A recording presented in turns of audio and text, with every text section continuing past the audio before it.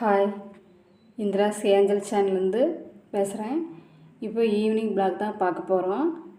இப்போ வந்து பார்த்திங்கன்னா ரசம் சிம்பிளாக ஒயிட் ரைஸ் செஞ்சு ரசம் வச்சு அதுக்கு மேட்சா ரத்த பொரியல் செய்ய போகிறோம். அது ஃபஸ்ட்டு வந்து பார்த்திங்கன்னா ஒரு பேனில் எண்ணெய் காஞ்சிட்ருக்கு. அப்புறம் அதை கூட நம்ம வந்து ரசத்துக்கு தேவையான மிளகாய், சீரகம், பூண்டு எல்லாம் வறுத்துருக்கோம். அது வந்து பார்த்திங்கன்னா நம்ம தக்காளி வந்து இப்போலாம் கையில் நசுக்க முடியறதில்ல. அதனால் வந்து தக்காளியும் புளியும் கொஞ்சம் ஒரு சுடு தண்ணியில் ஒரு 2 நிமிஷம் கொதி விட்டுருக்கோம்.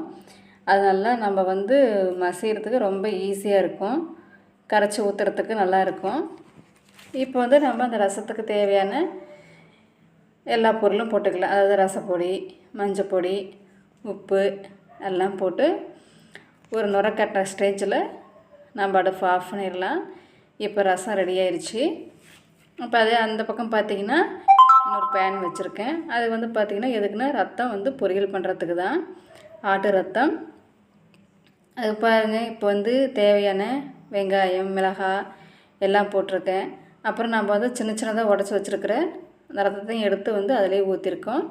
இது நல்லா அது கூட வந்து வெந்து வரட்டும். நல்லா வந்து ஒரு 5 நிமிஷம் வேகணும். அப்போ தான் வந்து அந்த ரத்தம் வந்து பார்த்திங்கன்னா நல்லா உருண்டை உருண்டையாக வரும். இதுக்கு வந்து நம்ம சால்ட் ஆட் பண்ண தேவையில்லை. ஏன்னா ஆல்ரெடி வந்து பிளட்லேயே வந்து அந்த சால்ட்டு போட்டு தான் இருக்கும். அதனால் தேவையில்லை. நம்ம ஃபைனலாக கொஞ்சம் தேங்காய் துருவல் போட்டு இறக்கிட்டோமோ ரொம்ப சூப்பராக இருக்கும். இது வந்து பார்த்திங்கன்னா ஒரு சிம்பிளாக ஒரு ஒயிட் ரைஸு, ஒரு ரசம் இந்த மாதிரி வச்சு சாப்பிட்றதுக்கு ரொம்ப சூப்பராக இருக்கும். அதனால் நாங்கள் வந்து எப்போவுமே நைட்டில் வந்து சாப்பிட்றதா இருந்தால் இந்த மாதிரி கொஞ்சம் சிம்பிளாக தான் சாப்பிட்டுக்குவோம். நீங்களும் இந்த மாதிரி ட்ரை பண்ணி பாருங்கள், நல்லாயிருக்கும். அப்புறம் தேவையான நாங்கள் கொஞ்சம் இப்போல்லாம் கிளாஸரி கொஞ்சம் வாங்கிட்டு வந்திருக்கோம். அதையும் நம்ம வந்து பார்க்கலாம், எப்படி எங்கெங்கே வாங்கியிருக்கிறோம், என்ன பண்ணுறோம், என்ன ரேட்டு அப்படின்னு பார்த்துக்கலாம். அப்புறம் இது செஞ்சு முடித்த உடனே அடுத்து வந்து பால் காய வைக்கிற வேலை, அதுவும் குக்கரில் ஊற்றி வச்சாச்சு. இப்போ அது குக்கரில் காஞ்சி விசில் வந்துடும். இப்போ பாருங்கள், நம்ம செஞ்சது ஒயிட் ரைஸு, அதுக்கு ரத்த பொரியல், கொஞ்சம் சூடாக ரசம். இன்றைக்கி சிம்பிளான மெனு தான், இவ்வளோ தான். இதெல்லாம் வந்து பார்த்திங்கன்னா கொஞ்சம் நம்ம மளிகை சாமான் வாங்கியிருக்கோம். நாங்கள் இங்கே உள்ளூர் கடையிலே தான் வாங்குவோம். கொஞ்சம் கொஞ்சமாக தான் தேவைக்கேற்ப வாங்குவோம், ஒரு வாரத்துக்கு தேவையானது.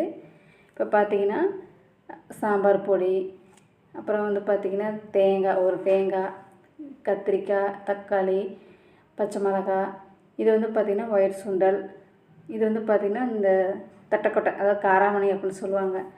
இதெல்லாம் ரொம்ப சூப்பராக இருக்கும். இது பார்த்திங்கன்னா நல்லா சாம்பார் பருப்பு தான், எல்லாமே ரொம்ப டேஸ்ட்டாக இருக்கும். இது பார்த்திங்கன்னா வறுத்து வேர்க்கடலை, அதாவது பச்சை கடலை தான் ஃபஸ்ட்டு இருக்கும். இப்போ வந்து பார்த்திங்கன்னா அதே வறுத்து கடலை வச்சுருக்காங்க, நாம் வறுக்கவே வேண்டியதில்லை. இது எல்லாமே பார்த்திங்கன்னா நான் சொல்லிடுவேன், எனக்கு வந்து பாலித்தீன் கவரில் வந்து போட்டு கொடுக்கக்கூடாது, எனக்கு எல்லாமே பேப்பரில் தான் யூஸ் பண்ணி கொடுக்குன்னு சொல்லிடுவேன். அதேமாதிரி பேப்பரில் தான் வந்து எனக்கு பேக் பண்ணி கொடுப்பாங்க. அப்புறம் அங்கே வந்து பார்த்திங்கன்னா அதாவது உருண்டை காளான் ரொம்ப சூப்பராக ஃப்ரெஷ்ஷாக இருந்துச்சு. அது ஒரு 2 பாக்கெட் வீட்டுக்கு தேவையானதை வாங்கிட்டோம். ஓகே ஃப்ரெண்ட்ஸ், இன்றைக்கி பிளாக் இதுதான். தேங்க்யூ.